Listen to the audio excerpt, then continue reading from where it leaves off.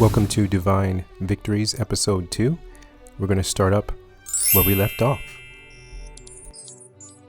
Peace in our travels, in our tour today, and he goes by the name of Nimrod. Yep, you remember him. And let's see if we could find a little bit in regards to this individual as regards to our divine victories. Now, part 2, it's a piece in the museum that speaks about a building block from Babel.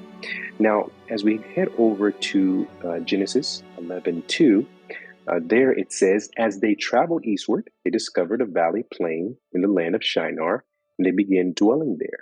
So there we see in this ancient script, it mentions the land of Shinar. So if we go in our map here, what do we find here? Mesopotamia, the land between the two rivers. Yes, Tigris, Euphrates, and there we find Shinar, which is between or by Iraq today. So let's get a little bit more history as regards to the text, in regards to this point or this piece that we find here, which is the building block from Babel. Anyone like to read this script here, this text here, Genesis 11:3? All right, let's see. We have Helen. Would you like to read that, please? Then they said to one another, come, let us make bricks and bake them with fire. So they used bricks instead of stone and bitumen as mortar. Very, very nice. Thank you very much, Helen, for reading that. So now we find ourselves here, and we find this piece. This is the building block from Babel. This was found 604 to 562. We're going to have to go and try to decipher what it's actually saying. It actually mentions here on the brick, let's see if we can zoom in. There it says, Nebuchadnezzar, king of Babylon, who cares for Exiglia, an eldest son, Nebuchadnezzar, king of Babylon. So we see here, they were trying to rebuild in Babylon what was built prior in Babel. We know that Babel was not a fable, it was a real account. And we find ourselves getting just a visual of Babel, just a 3D rendering. We've seen it in different movies as well, Babel, the building of this tower.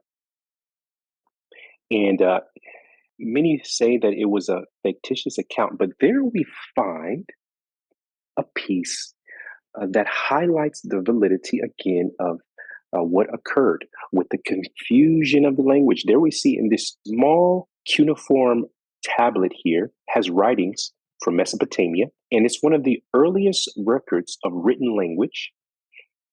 The only linguistic fossil man can hope to have goes back more than 4,000 to 5,000 years, this piece here. And it was not written in Hebrew. So definitely, what an interesting piece in this lower Mesopotamia. This is the site of Shinar here. And it was actually found here. And this is physical evidence of the argument of the Bible account mentioning the existence of Babel.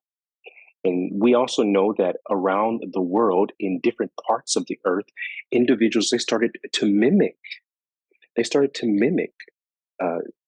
these pyramid-like structures. We're going to travel and see if we can find a few. Indonesia, Mexico, there we find one. El Tejin, Mexico. Belize as well. We also find here. We're going to talk about that a little bit later. These ziggurats here that were built. Mexico again. Iran, another building block. Guatemala, Mexico.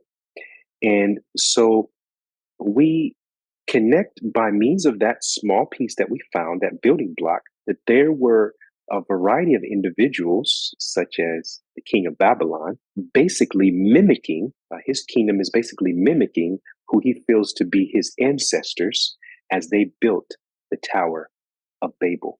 And we know what occurred, right? There was a confusion of the languages. It wasn't a coincidence that these languages were confused. It was actually a divine victory. Let's see if we can find ourselves on the map here.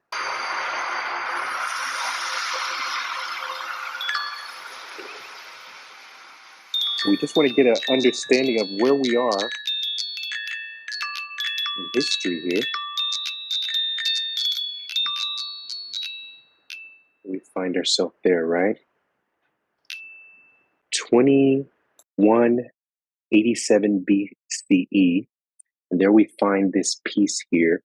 Now this is the timestamp that we're actually reviewing. So we're going to go to our point 3. We're going to talk a little bit about Sarah and Abram. Sarai, better said, and Abram.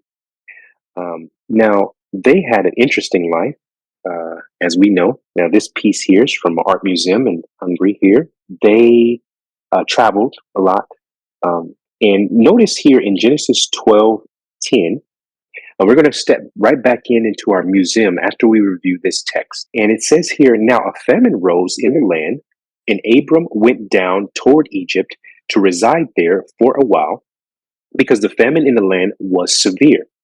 So we find ourselves traveling here through our museum. And what do we find? What do we see? Well, we see a lot of interesting pieces. Abram, he was there in Egypt as well with his wife, as we just saw in the text. His wife was kidnapped. Now, the Egyptians were the most powerful nation at that time, and they believed in a variety of gods as well. So they felt that they were backed by the most powerful. This is his wife here. Now, this here piece that we find in the museum to our right, these small little ram, it's a wooden figure of a ram, would have knives in his hands, basically meaning that it was to protect the deceased. And it was made in black resin. It was actually signified that it was an inhabitant of the underworld. So they felt that they had protection by many of their gods. They also had the wife of Abram, God had told him that he would have many offspring and produce offspring as vast as the stars of the heavens. But who was going to protect them? Who was going to protect his wife from this Pharaoh? Actually, there was an interesting victory that took place in this account because Abram, he actually walked out with his wife, walked out of Egypt. And we can actually say, as we connect what we find here with these gods that they have there in the museum, as well as we connect it with the scriptural text there in Genesis 12:17. Would anyone like to read this scripture text? Because it kind of helps highlight something about the plagues. Anybody want to read this here? Santa Cruz Cosmo, Booth, please. Then Jehovah struck Pharaoh and his household with severe plagues because of Sarai, Abram's wife. Very good. So there we see there is a striking, we see there a strike. That's the same thing that occurred with the 10 plagues. There was a striking.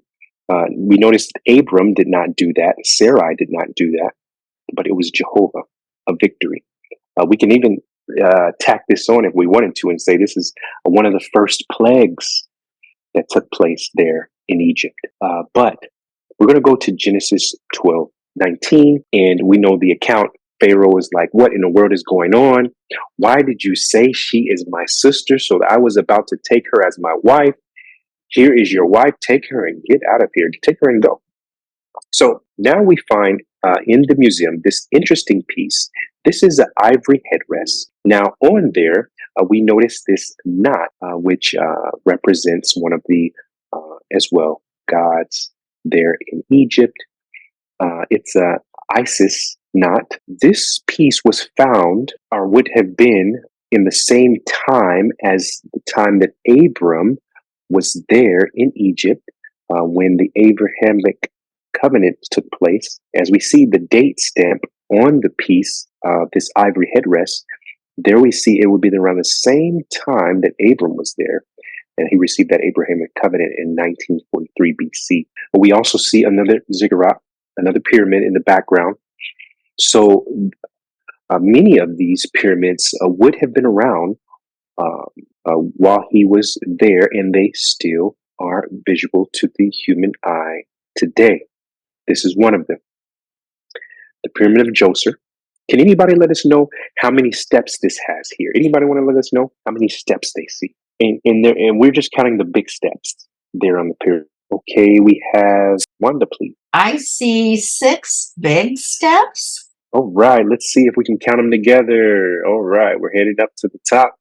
3, 4, 5. All right. 6. Very good. A total of 204 feet high. Thank you very much for chiming in. That's 62 meters high. And this was actually built 27 BCE. Even though he was not a pharaoh, he has a very similar headdress as one of the pharaohs. As we see to the left, Ta. And he was the Lord of Truth, the master craftsman, which actually mimicked after Imhotep. You think of someone that's a master at their craft, they usually receive many rewards. And I thought it was kind of interesting, just a coincidence. I'm not sure, but notice how the Oscar looks very similar to this piece here that we find inside. Yes, inside of this museum. So we're still traveling through our museum. We haven't finished. We're still traveling through time. Now we're just covering 1943, better said. So,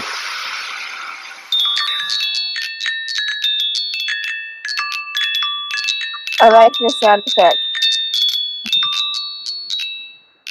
very interesting, right? So we would ask if everyone can mute just for everybody's, so that everybody can hear the tour if possible.